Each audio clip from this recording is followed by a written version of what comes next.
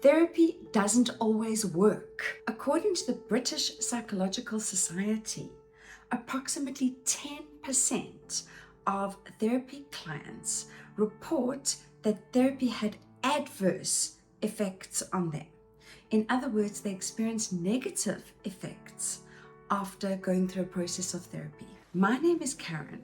I'm a clinical psychologist, and my mission is to make mental health more accessible by making these videos to bring understanding about mental health into everyone's home. I want to talk to you about the fact that therapy does generally work and how you would know if your therapy is working for you. And then I'm going to talk to you about the fact that therapy can, in fact, be harmful and even dangerous in certain instances, and how you would know if you're being harmed by your therapy. Finally, I'm going to briefly discuss how to handle it if you think that your therapy isn't good for you.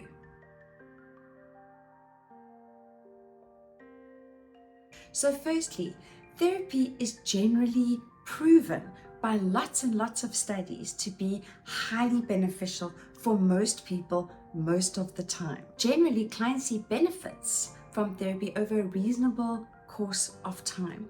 Now, what constitutes a reasonable course of time depends very much on the individual context, the type of therapy, and the type of problem that is being dealt with. However, a reasonable amount of time should be something that you can actually discuss with your therapist. It is important to note that therapy is hard. Change hurts, and it is normal in therapy for things to actually get worse before they get better. If that happens to you, know that that is part of the process, and a certain amount of uncomfortable, painful feelings may well emerge over the course of the therapy. You might find yourself feeling all kinds of feelings towards your therapist as well, and this is also normal because the therapy relationship provides a kind of mirror that mirrors all your other relationships, and it provides a safe space in which you can work out your interpersonal and relationship patterns, or work out the relationship that you have with yourself, and then take that with you into your life. On the other hand, therapy should be overall beneficial. You should feel better over time.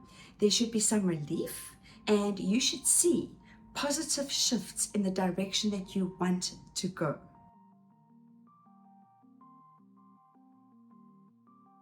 You know you have a good therapy relationship with your therapist when you feel a strong rapport, a connection, a feeling of being understood, heard, and cared for.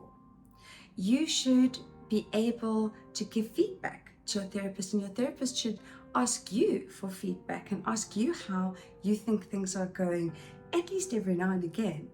You should be on the same page as your therapist about the purpose of the therapy and the goals of the therapy, because if your therapy is supportive to help contain you as you go through a very difficult experience, like for example, maybe you're going through chemo, or you have some kind of other serious illness or long-term condition that you need support for, then that's going to be very different than if you asked to enter therapy because you wanted to make a specific change. Basically, you and your therapist need to be on the same page about the goals of therapy and how therapy is moving towards achieving those goals.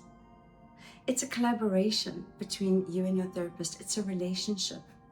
So not all therapists will be so extremely specific about outlining goals, but if you're not sure, you should be able to ask, and you should feel comfortable to ask. You should see your symptoms reducing. They may not disappear, and some of them may not ever disappear, depending on what the symptoms are and why they're there in the first place. But your symptoms should become more manageable, or you should become more comfortable with handling them, or you should find yourself in a better relationship, a place of acceptance with your symptoms or with the problems that you're experiencing. overall, there should be relief and there should be a positive shift in the direction that you want to go.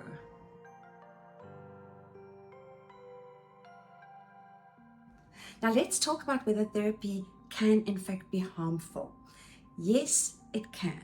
I wish I could say that no, it cannot, but of course it can, because therapy is intended to cause change. So it is clear that sometimes the change can be in the wrong direction, or it can have unintended harmful consequences. Therapy harm is not easy to measure. It's often subtle. It may be primary, as in it may be directly from your therapist to you, or should I say rather from your therapy relationship to you, or it may be secondary, as in it could harm other people in your life, or other people could be harmed as a result of your therapy. If your therapy is inappropriate or ineffective, it can also be doing harm by just being a waste of time and money. And that's a pity, that's a real pity if that happens. There may be blind spots between you and your therapist. Maybe you like each other so much, but the therapy isn't really effective, but you don't want to end the relationship because of liking one another. There may also be blind spots in the therapy where neither of you actually see what is going on. That is why therapists need to be in supervision to get some outside neutral oversight of their therapy interventions, and that is why you and your therapist both need to check in regularly to make sure that you're on the same page and that what is happening in the therapy is moving towards certain therapeutic goals. You need to be on the same page as your therapist. It is important to note that things can change over time. So you could have had a magical therapy relationship for a year, but after a year, you've kind of reached a plateau. But now you and your therapist feel like best friends. Both of you look forward to your sessions. Both of you want to continue seeing one another. And you know what? That's okay.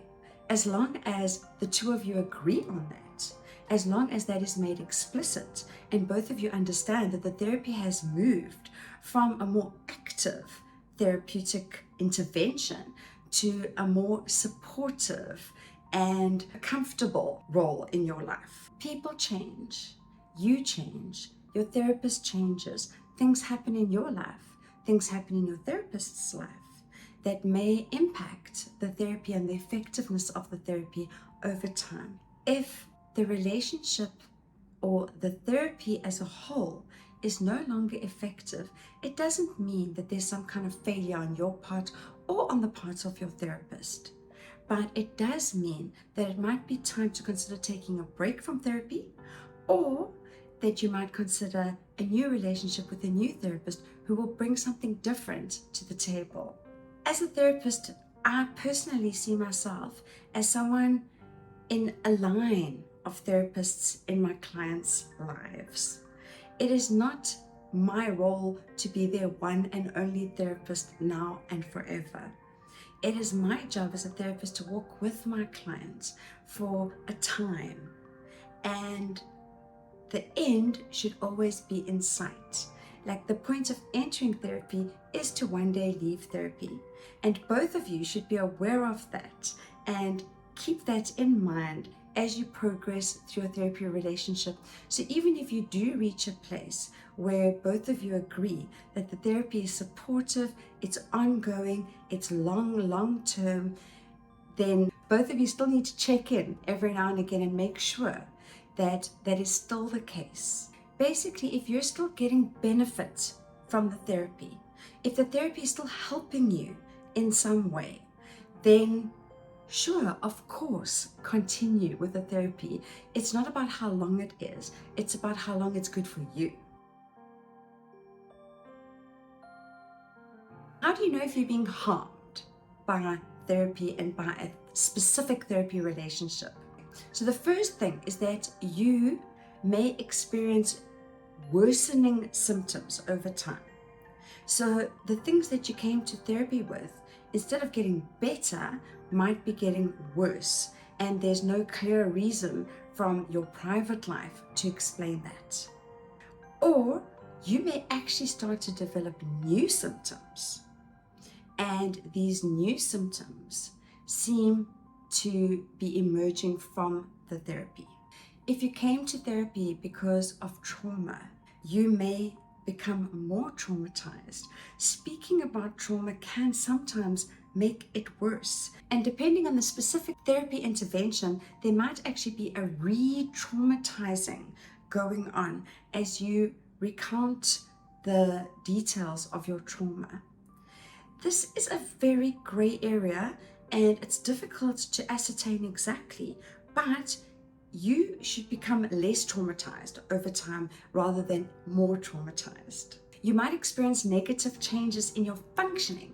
So for example, your occupational functioning, like how you do at work, it might get worse instead of getting better. You might notice that your interpersonal relationships are getting worse, not better. I warn my clients before we start therapy that as a result of therapy, they might make changes that the people in their life might not like. And that is because if therapy is good, it does create changes. And for example, if you were a very shy person before the therapy, but as the therapy progresses, you become more and more confident and outgoing, people in your life may not be comfortable with that change in you, and that is normal and that is good. But if you find that good relationships, solid, strong relationships in your life are deteriorating as a result or as an effect of the therapy, then that is a bit of a red flag. There's also a thing called therapy dependence. Now, therapy dependence is when you kind of become less and less confident as the therapy progresses, instead of more and more confident. You feel less and less able in yourself. You have less self-efficacy and less ability to function for yourself in your life outside of the therapy. In a really bad situation, you may present with self-harming behaviors or even suicidal ideation. The thing is, all of these things can occur within a normal, good therapy relationship, but a good therapy relationship will overall have a positive trend, whereas a negative therapy relationship will overall have a negative trend. The relationship between you and your therapist should have good boundaries. Boundaries are in place to protect the client and the therapist. And boundaries are things like the time of your appointment, the length of your appointment, the structure, the fee, the amount of contact that you have outside of the therapy. These are therapeutic boundaries that are in place to make the difference between a therapy relationship and a friendship, for example. So if these boundaries are becoming blurred or changing distinctly over time, this is also a red flag. Different therapists have different styles. Some therapists are very comfortable with sharing certain aspects of their private life with their clients, and others less so. It doesn't really matter, but what matters is that it's always clear, the boundaries and the structure are always clear, and that they are consistent over time. And if there are changes in the boundaries, that these are discussed and agreed upon.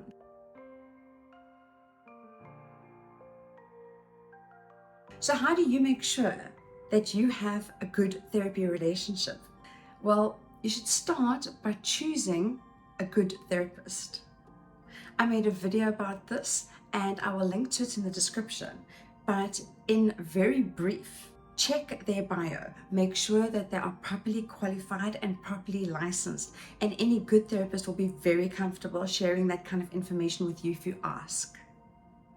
Secondly, go with your gut. Someone who's a fantastic therapist for another person may not be the right therapist for you. It's about fit. It's about rapport. It's about connection. It's a relationship. So you need to feel comfortable in yourself that this therapist is the right therapist for you. So go with your gut. If things are not going well in your therapy, if you don't feel emotionally safe, if you experience worsening symptoms that you cannot discuss or address with your therapist, if there's some issue in the therapy relationship that you cannot overcome or that you cannot speak to your therapist about, if you feel like things are getting worse or that you're developing new and worse symptoms as a result of the therapy, whatever it might be, then I'm going to give you a few tips on how to handle it if your therapy is not going well or is no longer going well.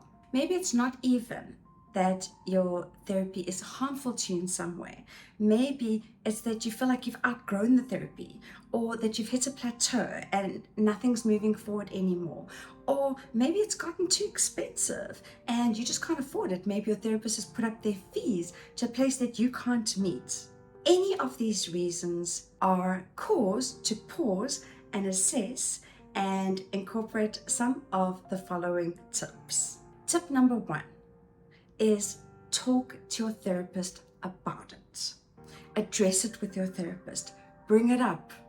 The whole point of therapy is to have uncomfortable conversations, the kinds of conversations that you don't have with your friends and your acquaintances and your work colleagues.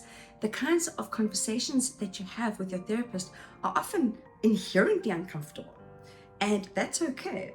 You should be able to bring up issues within the therapy with your therapist. So go ahead and talk to your therapist. If you don't feel comfortable to talk, send them an email or physically write a letter and take it with you to your session and read it to your therapist or give it to your therapist to read with you. It doesn't really matter, but find a way to bring up your issue with your therapist. Often it is in negotiating these issues in the therapeutic relationship that actually leads to the greatest growth in therapy. So bring it. I'm always really proud of my clients when they come to me with something that is bothering them in the therapy relationship. I know that they are now confident enough to express their needs to me, to let me know how they feel about me. So if you have something on your mind in the therapy relationship, take it to your therapist. You should be pleasantly surprised or at least comfortable with the way that your therapist handles it and with the way that they respond to you. If you had a good relationship with your therapist at the beginning and your gut instinct was good, and you have brought the issue, whatever it might be, to the therapy, then I would suggest that you stick it out for a while. Because, as I said, some of the greatest growth happens after these difficult and uncomfortable issues are resolved in a therapy. And sometimes the thing that was bothering you is not quickly resolved and takes time to work through and understand and process. And that is good. It's good for the therapy and it's good for you. So stick it out for a while longer if those things were in place, as in you felt safe, you had a good gut instinct, you have a connection, and you were able to talk to your therapist about your issue. If it's something more subtle, and you can't really put it into words, or you've been in therapy for a long time and you feel like you've reached a plateau, or there's been a change in the relationship with your therapist and you cannot bring it up, or you brought it up and you were not happy with the way that it was dealt with in the therapy, then I suggest that you get a new therapist. It is completely okay to leave a therapy relationship and start a new therapy relationship. Every new therapist brings something different and new to the table and may make a huge change in your therapy and in your growth. So do not hesitate to consider taking a break from a therapy relationship or ending a therapy relationship if that feels right for you at the time. A break in therapy can actually also be really, really healthy for you. It can give you a chance to consolidate all the growth and the learning that has happened in the therapy. Keep in mind that therapy is not a lifelong commitment. Therapy is inherently a time-limited contracted commitment, and your therapist is way more comfortable with ending therapy relationships than you are, or they should be. So if you are in a place that you don't feel like the therapy is helping you, or that you feel like the therapy is making things worse, then take a break from the therapy or consider getting a new therapist. The last thing is that therapy ethics can be a bit of a gray area, to say the least. And the whole field of therapy is highly individual and subjective because it's relationship based, because it's two imperfect human beings sitting across from one another and attempting to connect on a deep level in the service of one. So things are going to happen in imperfections. The whole aspect of things going wrong in therapy and whether or not it's an ethical issue is a very gray area. But if anything sexual is happening in the therapy, that is a huge, huge no-no. And therapists are clearly obliged by ethical and legal obligation to avoid any sexual interaction with their clients. If anything sexual is going on in your therapy relationship, you should definitely end that therapy relationship.